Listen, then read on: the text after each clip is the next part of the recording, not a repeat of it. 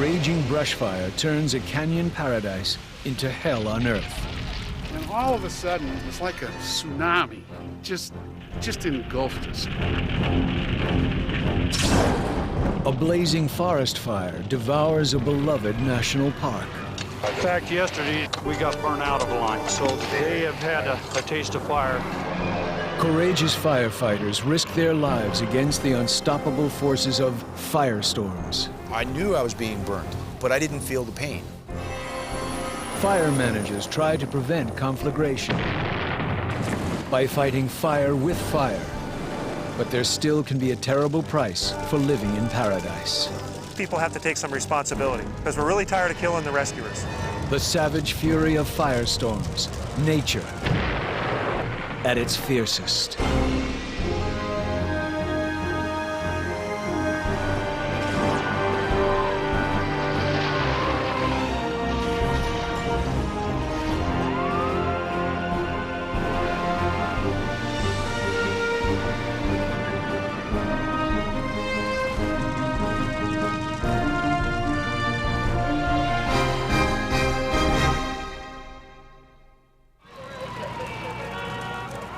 Panic in the streets in Oakland, California.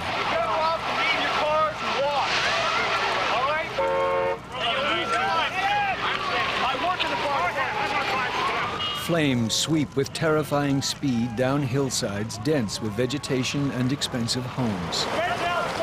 The fire is fed by brush parched by 5 years of drought. My God, I've never seen anything like that! Pushed by hot 60-mile-an-hour winds. Many of the homes are mansions, but no amount of wealth can stop a raging wildfire. Hiroshima or Nagasaki, I've never seen anything else that compares. You know, just pictures of the atomic bomb blast.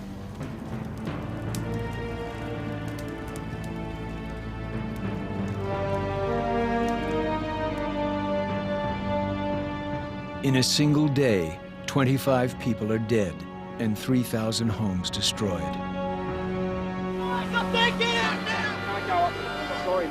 Half a world away in Australia, brushfires plague a populated region on the southeast coast. On the outskirts of Sydney, a lethal mixture of high temperatures, strong winds, and dry vegetation create a turbulent inferno. Fire behind the house, in front of the house, beside the house, above the house, everywhere. Oh, I never want to live through it again, man. How do I? 200 homes go up in flames. Burn inside. Burn inside, not too bad. Thousands are forced to flee. It's already on fire. What can we... 4 people are dead. Yeah, let's just hope we get the place evacuated. 2 epic disasters, thousands of miles apart, with haunting similarities. Both of these brush fires occurred in places where people and wild vegetation coexist. Both demonstrate how wind can whip fire into a speeding wall of flame that can even trap brush fire veterans. Get out of here! Get out of here! We got fire coming from the cars! Watch it! We're out of here! Cameraman Mike Conway has filmed many fires, but this one is so hot and consumes oxygen so fast that his truck won't start. My truck died. Oh. When the fire suddenly turns on them, firefighters head for safety. But Conway believes it's too late to run. He leaps into the bed of his truck as the fire roars overhead, his camera still rolling.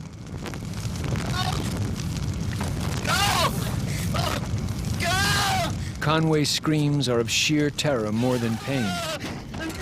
He survives with only minor burns. But his close call shows how brush fires can burn with blinding speed, faster than a man can run. Southern California owns the title of urban brush fire capital of the world. In the past half-century, dozens of massive fires have scorched the hills of Los Angeles and its neighbors. In 1961, an inferno fanned by hot winds nearly wiped out the wealthy suburb of Bel Air. Bellagio Road is going south rapidly. We need some companies up here on Bellagio Road to help stop it. Narrow, unconnected streets hampered firefighters' access to the hillside community. We need police assistance here to evacuate these people. 3,500 residents fled in panic. Thanks to massive rescue efforts, no lives were lost. But in a day and a half, the fire destroyed 500 homes.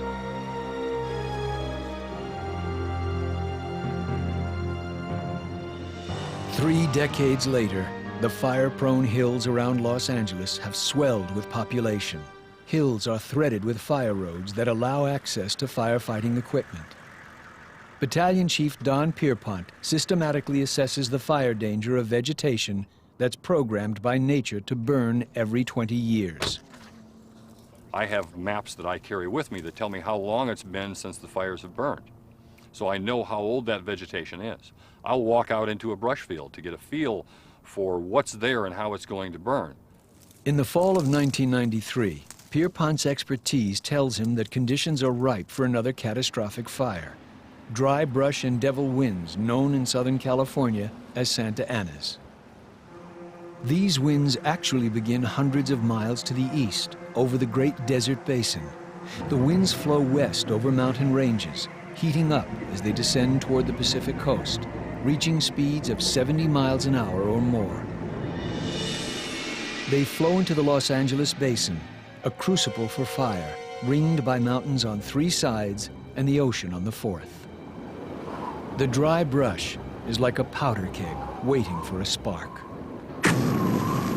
On Tuesday, October 26th, the spark is delivered. Within 30 hours, 14 wind-blown wildfires, many of them started by arsonists, are raging from Los Angeles to the Mexican border.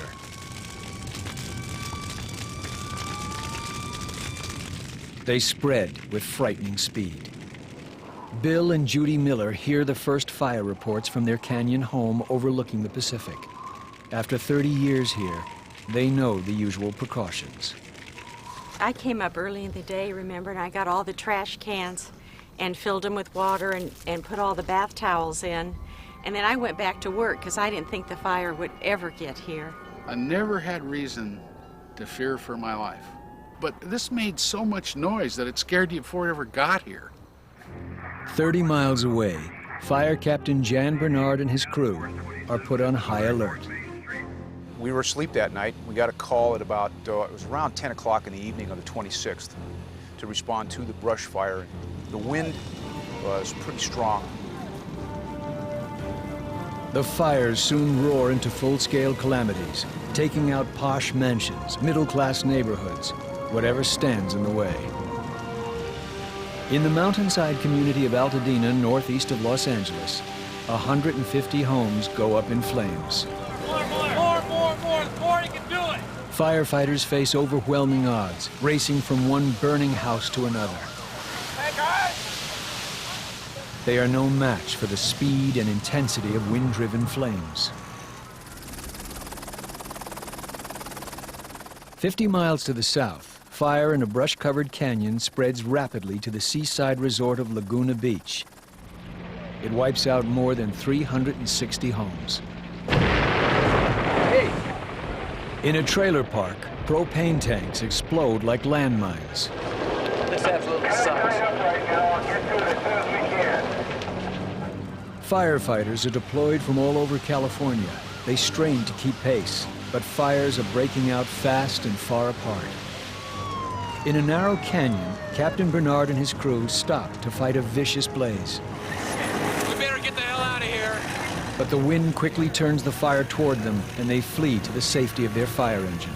As soon as we reached the fire engine, the main body of the fire had made a run around us. When the fire burned up the slope and hit our fire engine, it went up and it crowned over the top, almost like a wave breaking on the ocean. So basically the fire engine acted as a shield, although because of the radiated heat, it was still hot enough to give us burns, even though the direct flame contact was shielded by the fire engine. I knew I was being burned. I said, this thing is hot.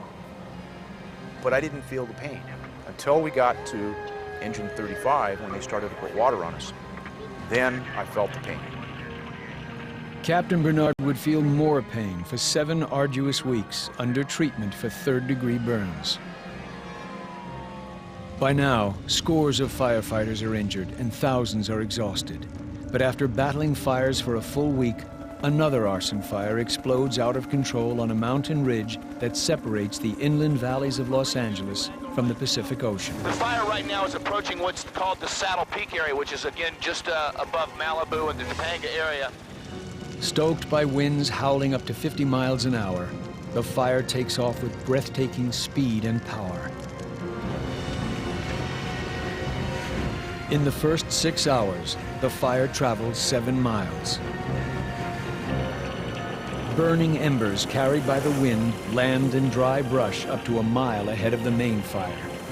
And those embers are what significantly contribute to the firestorm, really speed up the fire spread and make it much more difficult for us to control. A firestorm is a fire gone out of control, a swirling mass of smoke, flames, and superheated air, creating its own wind and moving in unpredictable patterns.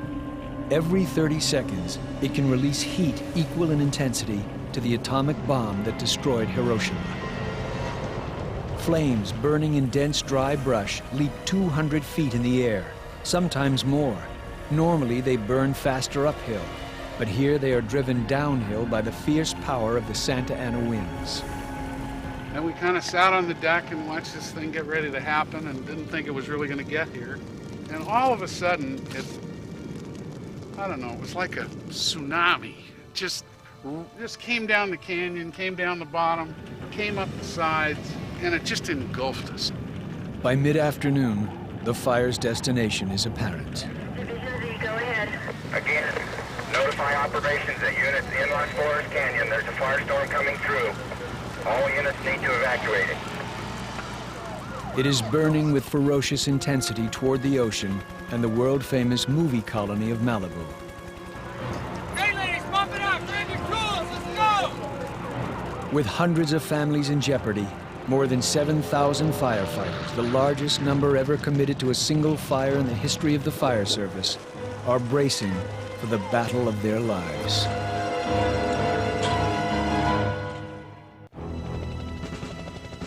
Firefighters are now struggling with the second wave of brush fires to hit Southern California in less than 2 weeks. Massive flames are cascading toward the beach community of Malibu. About 100 yards and come up to the hard left on them. As hot afternoon winds kick up, the fire races through steep canyons. 2,000 acres are consumed in 20 minutes. Treacherous mountain roads hamper the movement of fire trucks. And flames incinerate hundreds of homes.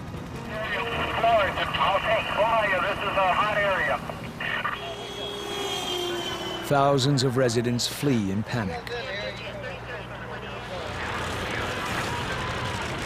But some are trapped by the advancing flames.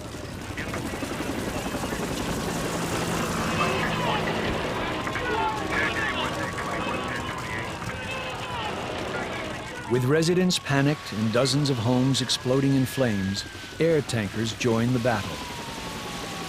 Their job is to cool the fire down, slow its progress, to give firefighters on the ground a fighting chance. Some drop water, others lay down a chemical retardant just ahead of the fire, a red slurry that coats vegetation to insulate it against heat and flames.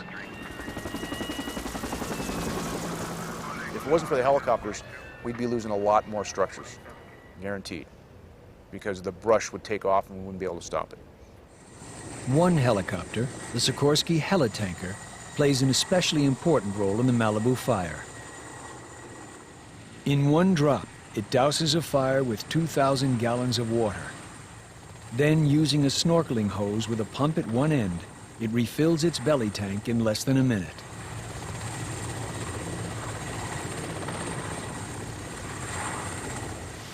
But firefighters on the ground are hampered by the immense amount of fuel. Explosively flammable vegetation called chaparral, a mixture of native growth, has dried during the summer, turning these hills into a virtual tinderbox.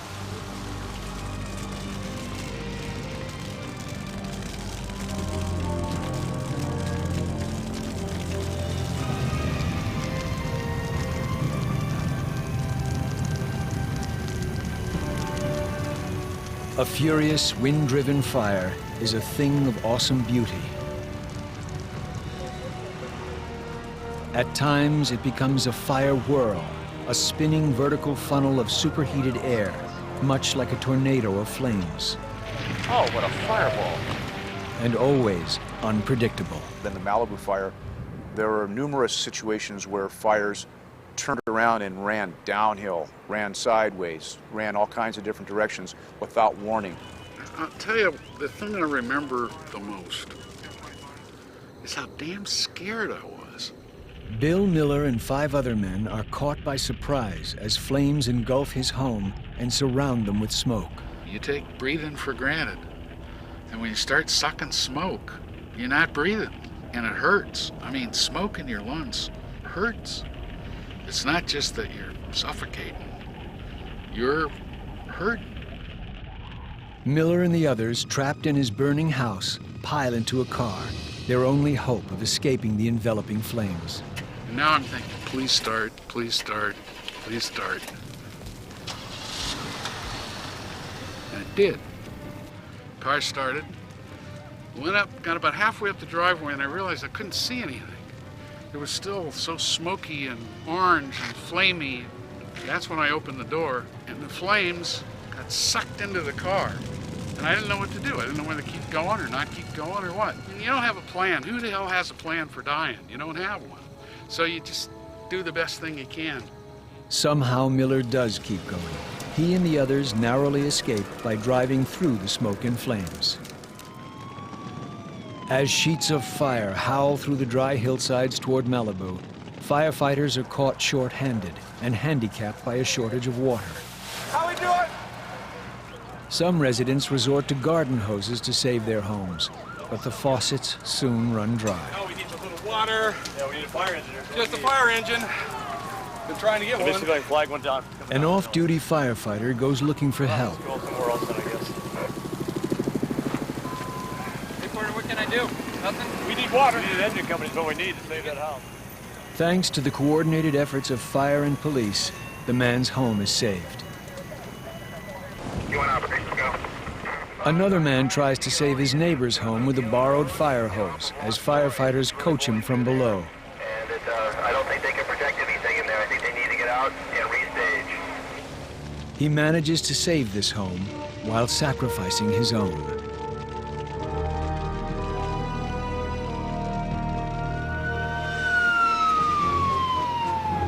As the fire sweeps to the coast, the only road to safety is closed. Firefighters mass their equipment for a final effort to save lives and property. The highway becomes the last line of defense.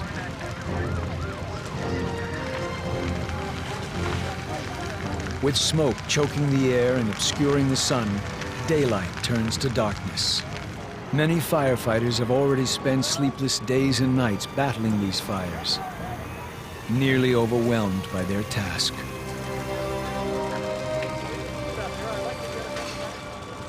The fires burn into beachfront properties.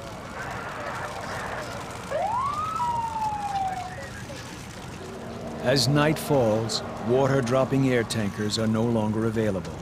They cannot fly at treetop level in darkness and treacherous air currents.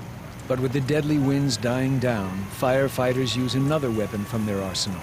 They fight fire with fire, intentionally lighting what they call backfires in the path of advancing flames. Their goal is to deprive the main fire of fuel. When the fires merge, there is nothing left for the main fire to burn. But for a backfire to work, whatever wind there is has to be blowing toward the main fire. We have to have the wind in our favor, and sometimes that's pretty iffy. The wind may be in your favor right now, but 5 minutes from now it may shift. Now sometimes we're playing with fire. Sometimes it works, sometimes it doesn't. So we have to take that chance, and that's a calculated risk that we take when we do the backfires.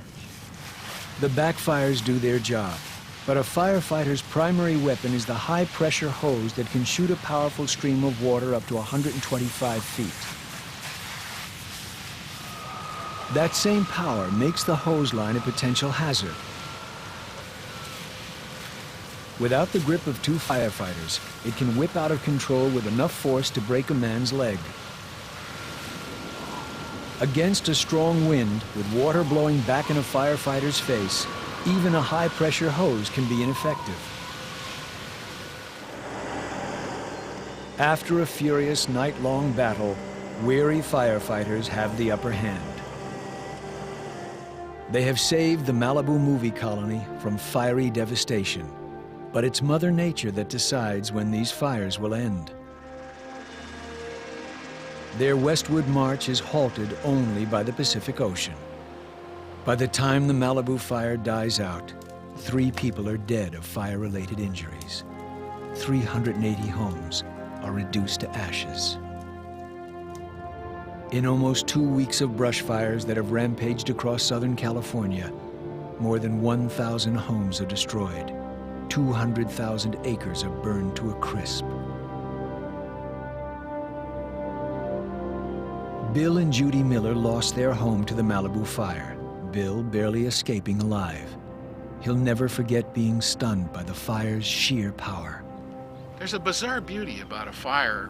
It almost mesmerizes you. But man, when it slams into you, it's not like anything you can imagine, or at least I couldn't. The noise you couldn't hear, the roar of the fire, the roar of the wind. A lot of people would say it was the worst day of your life. This is the luckiest day of my life because I'd done enough dumb things that I probably should have died. And I got, at the end, the last thing that happened was the luckiest break I ever got. I got out.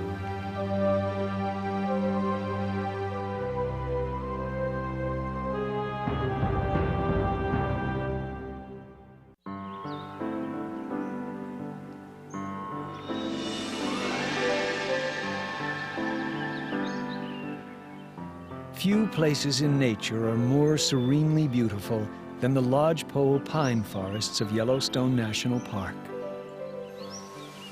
But Yellowstone's splendor conceals a little-known fact. Like all forests, it is programmed by nature to burn.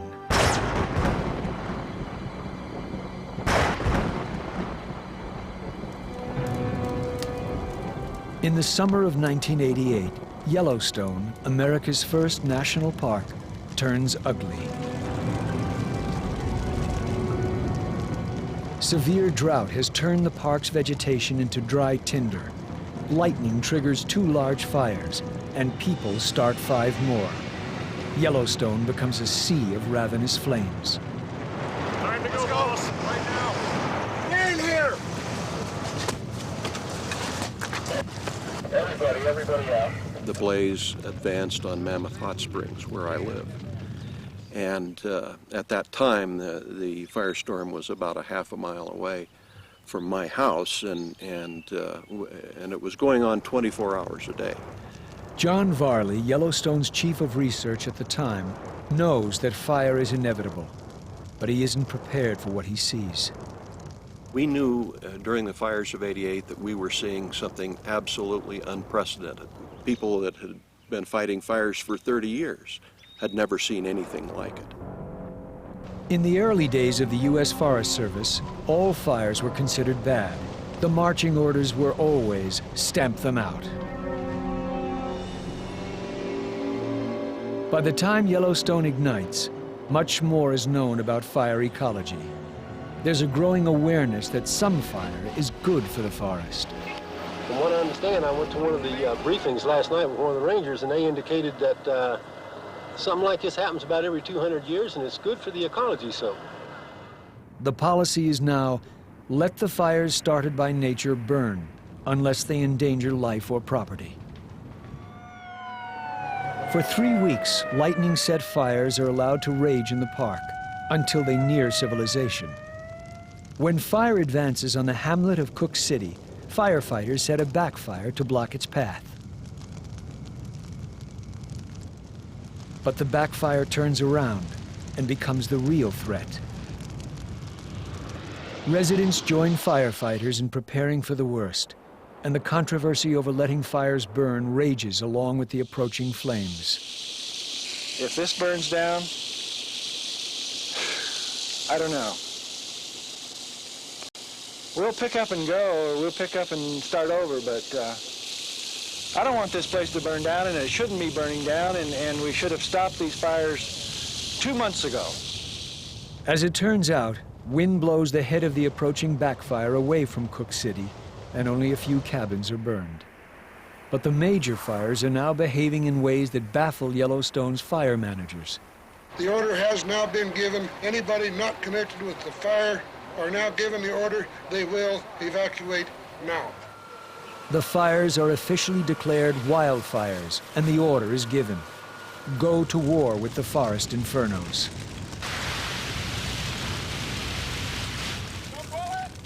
It's an order that will cost taxpayers $2 million a day.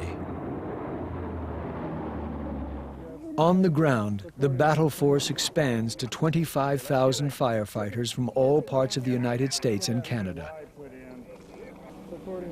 Fire managers muster an armada of 200 air tankers, mostly surplus military aircraft converted to firefighting. With pressure intensifying to get the Yellowstone fires under control, 2,000 troops are flown in from an army base in the state of Washington. They prove their mettle after a hasty cram course in the basics of firefighting. These folks have been working right up against some hotter line. In fact, yesterday we got burnt out of a line. And so they have had a taste of fire and growing in to be quite good firemen. In parts of Yellowstone, bulldozers cut broad fire breaks. There's an opening through there, Doug, somewhere. In other areas, teams of specialists roll out flexible tubing full of explosive. 3, 2, 1, 0. When the explosive is detonated, brush and other fuel is blasted away in a flash, saving hours of labor with hand tools. With fires erupting in remote parts of the Yellowstone wilderness, the only way to get firefighters there quickly is by parachute. Smoke jumpers, fire call. As a member of the federal government's elite corps of airborne firefighters, veteran smoke jumper Eric Hipke has seen his share of fires. If they want a real quick response time to a fire to get while it's small, they usually call up smoke jumpers. They can throw us in there, and for 2 or 3 days, all they have to do is talk to us on the radio. This will be live. Smoke jumpers are dropped in 2 at a time, usually no more than 8 on the first fire call. This face mask is protection from tree branches. Jumpers away. Your last stick, we're ready for cargo.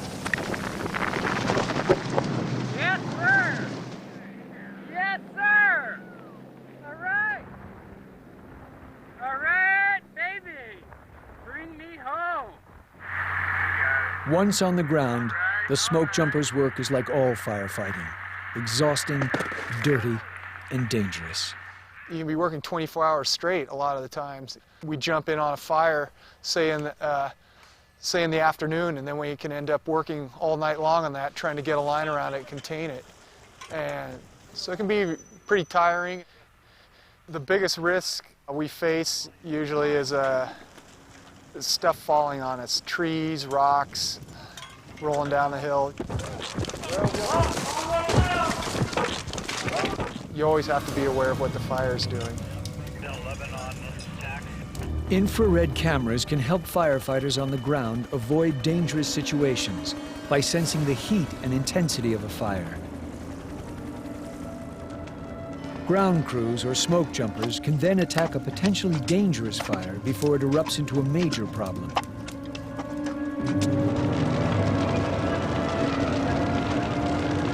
The Yellowstone fires peak on a day firefighters call Black Saturday, when winds gusting up to 70 miles an hour lift flames as high as 300 feet in the air. The winds around a fire can just be horrific. Between the wind and the sound of the fire, it's just all-encompassing. As fires head toward campsites and villages, the park is closed to visitors. Well, I planned 35 years. I've been here twice and haven't never got to see Yellowstone. Once I got snowed out, and now this time I got burnout. And I just drove 2,000 miles to see this thing. The fires rage for 3 months.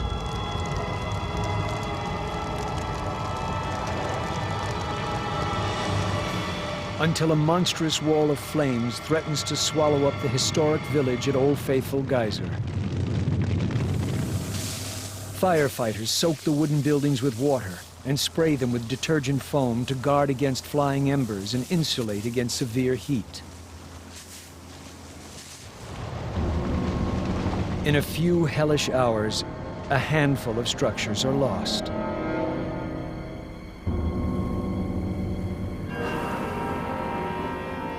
The old village is saved, but the massive fires race on. Despite the valiant efforts of 25,000 people, the fires are only vanquished 3 months later by an early snowfall. Blessing. Maybe we'll get to go home soon.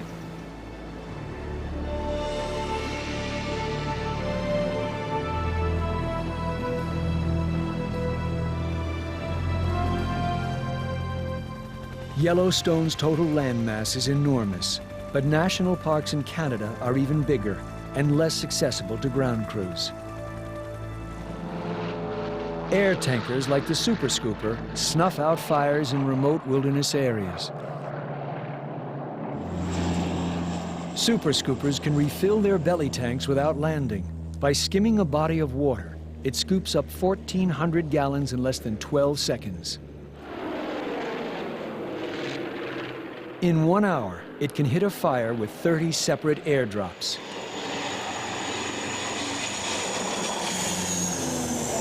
Air tankers are a tremendous aid to firefighting, but they can't take the risk out of battling fires on the ground. This is supposed to save my life. As a last-ditch means of protection, firefighters are issued shelters made of aluminum and fiberglass cloth. They won't protect against direct flames, but in an emergency, they'll reflect intense radiant heat and trap cool air close to the ground. Being in a fire shelter is a lot better than breathing a superheated air out in the atmosphere, because that's when firefighters die, that's basically why they die, is they've seared their lungs. The superheated gases have consumed their lung linings. Shelters have saved the lives of an estimated 250 firefighters. 6 years after Yellowstone, in the summer of 1994, fire shelters will be needed again at a stubborn fire in rural Colorado. Even with them, something goes terribly wrong.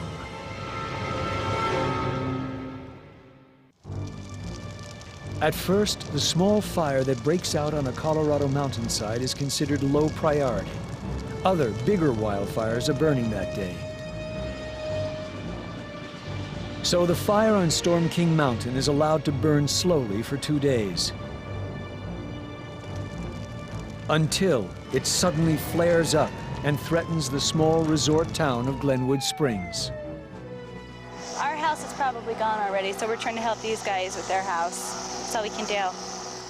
Fire officials finally decide to act. 8 smoke jumpers are called in from Montana, led by 8-year veteran jumper Don Mackey.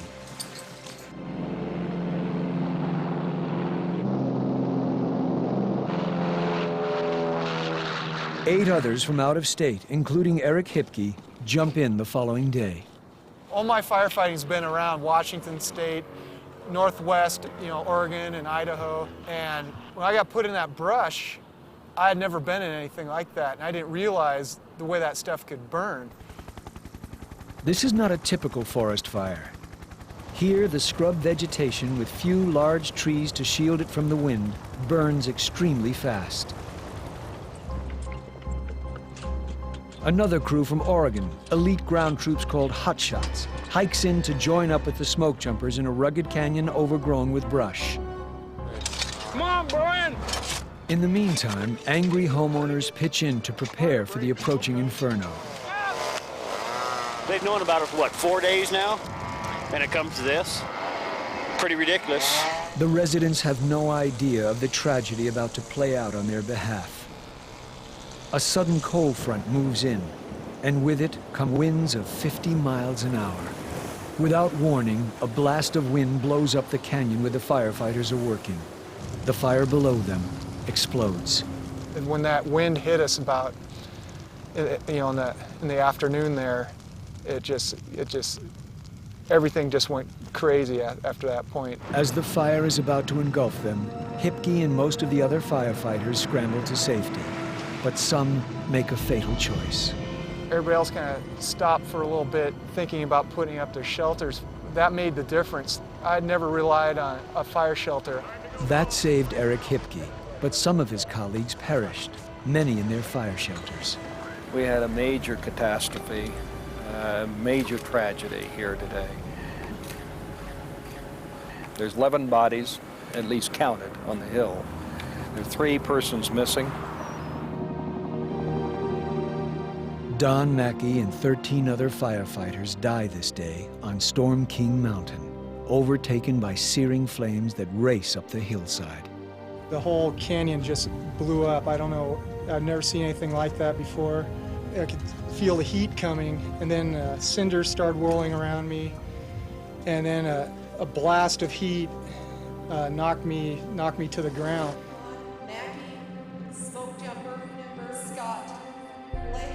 In the wake of the Storm King tragedy, there are bitter questions. How much firefighting is too much? And when should the lives of firefighters be put at risk? Storm King is a good example of putting firefighters in a hazardous environment. And one of the reasons why we tend to continue to do that is because homes are threatened and lives are threatened. Mark Mullenix is Wildland Fire Coordinator for the city of Boulder, Colorado. He's devoted his career to keeping fire from destroying homes built in wildland areas. I think we've learned some valuable lessons through the years about where we can and can't put people, and where fire should probably just go and burn. Now, it may mean we're going to lose homes, but people have to take the responsibility. If they build homes of combustible nature in a combustible ecosystem that's going to burn on a regular basis, then those people have to take some responsibility, because we're really tired of killing the rescuers. In Boulder, city officials have organized an effort to manage what's called the urban wildland interface, those ever-expanding regions where people and wildland try to share the same space. They want to live in the trees, in the grasses, in the natural areas, or as close as possible to them. That's just a trend that our society is going through right now. Greg Toll oversees the problems involved when homes in Boulder encroach on wildland areas. His job involves inspecting homes to determine their risk in a wildland fire. The information he collects is fed into a computer. A special program calculates the potential fire hazard and displays it on a series of maps. With more people than ever living close to nature, wildland fires are increasing, putting more firefighters at risk. If fire managers could anticipate precisely where a fire is going to move and how intensely it'll burn, the risk to firefighters could be reduced. At the National Center for Atmospheric Research outside Boulder, scientists have developed a computer model of a wildland fire that is raging out of control. The model depicts how the fire will behave under variable atmospheric conditions. Every minute, every hour, the weather changes, and that fire is going to change in intensity and in size and direction. Right now, we just make a prediction in the morning, and we send the crews out and tell them at a certain time of the day you can expect this. The computer model has a long way to go before it has any practical use, but it may offer a glimpse into the future of man's battle with fire. With this technology, we think we can get closer to the reality of what's going to happen and maybe keep firefighters out of harm's way.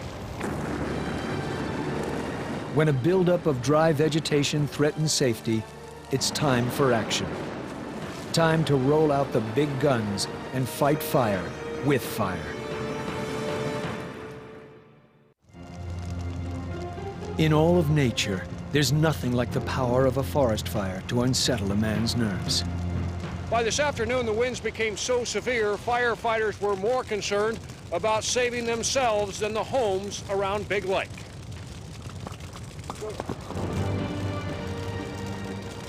In the first half of 1996, Fires like this raged across the western United States, devouring 5.5 million acres of wildland, an area the size of Massachusetts. It was the worst fire season in 30 years and the most expensive. It cost taxpayers $500 million and raised a troubling question. How much firefighting is too much? The forests are becoming more dangerous, and what I mean by that is the massive accumulations of fuels that haven't been eliminated by natural fires have caused fire conditions to explode in some of our forests. Mark Mullenix, the Colorado wildfire specialist, is one of many experts advocating more use of prescribed burning. There are two kinds. One is a fire ignited by lightning that's allowed to burn freely as long as no lives or buildings are threatened. The other is a fire set by man to burn off old underbrush that could fuel a wildfire. Prescribed fire is now federal policy. It's just like a prescription you'd get from a doctor. Under very, very tight constraints will we do those burns. And if the wind direction shifts, if the fire burns in too high or too extreme of intensity, we'll have to shut the fire down for a while to try to achieve our stated goals. One of the preferred weapons for fighting fire with fire is the Terra Torch. This flamethrower can shoot a blazing tongue of gelled gasoline as far as 150 feet. It's a weapon with a specific purpose. Usually when a fire burns, you have low humidities and high temperatures, and you have a chance of it getting away. We use the Terra Torch when the fuels are a little more moist. We don't have a chance of an escape. So we can maybe burn 12 months out of the year where we used to be able to burn maybe 4 or 5. This attitude toward fire contradicts the notion that forest fires are inherently bad. The fact is, wildland fires are as much a part of the natural environment as soil, sunlight, and water. These forests have been doing this for literally thousands of years, and so they've all adapted to deal with fire. This wildflower is called a lupin. To John Varley, Yellowstone's chief researcher, the monster fires of 1988 affirmed that Yellowstone is ecologically programmed to burn every 250 years or so. So the fires of '88 were burning a forest that was created by the fires of the early 1700s. And so forth. And so there's that cycle that goes on and on. When the Yellowstone fires finally died out, it was only because of the weather. Despite the valiant efforts of 25,000 firefighters, it took an early snowfall to bring the 1988 fire season to a close. It was the worst fire season in the park's known history. In 4 months, the fires had scorched almost 1 million acres of parkland forest, 1/5 of the park's entire landmass. Fires are always going to be here. This delicate atmosphere that we live in sustains fire. Fire is always here, and it always will be. Yellowstone was a great laboratory for us and a benchmark in the fire service where we saw that fire wasn't that bad of a thing. Ecologically, what happens to the ashes of everything that are burned is that it's reduced to a fine level of fertilizer. So the stage is set for the new flush of growth to come in after the fires, and most of these plant species have various strategies to survive the fire. Even this stately lodgepole pine, Yellowstone's dominant tree, has an ingenious system for reseeding itself after a fire. Nicknamed fireweed, it actually depends on fire. They have these wonderful cones called serotinous cones that only open when they're heated above 140 degrees.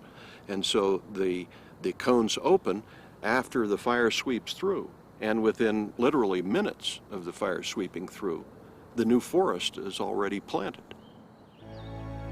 Most of the larger wildlife, elk, bison, and moose, survived the fires and quickly came back seeking new plants to feed on. Despite the horror of a raging forest fire, scientists like John Varley are more convinced than ever that fire is nature's way of rebirth.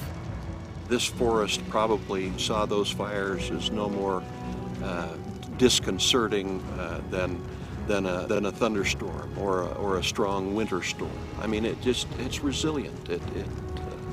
It handled it with ease. Those who have a close encounter with wildfire invariably learn a universal lesson. The power of fire is not to be taken lightly, especially if you live in paradise. It was a beautiful place to live. Had its risks, you knew that. I think if you live on a hillside, you damn well better know that there's some risk to it. Captain Jan Bernard, recovered from his burns, is back fighting fires. I never once ever thought that I wouldn't come back. And I think that's the thing that maybe helped me heal as fast as I did. And I believe that's the thing that has kept me from being afraid of doing what I'm doing. Putting the horror of Storm King behind him, Eric Hipke is also back on duty, a lot wiser about the hazards of his job. Coming out of Storm King, I have a healthier respect for fire, not so complacent about going into a fire anymore. Just gotta be ready for the unexpected. In human terms, wildfires are unpredictable.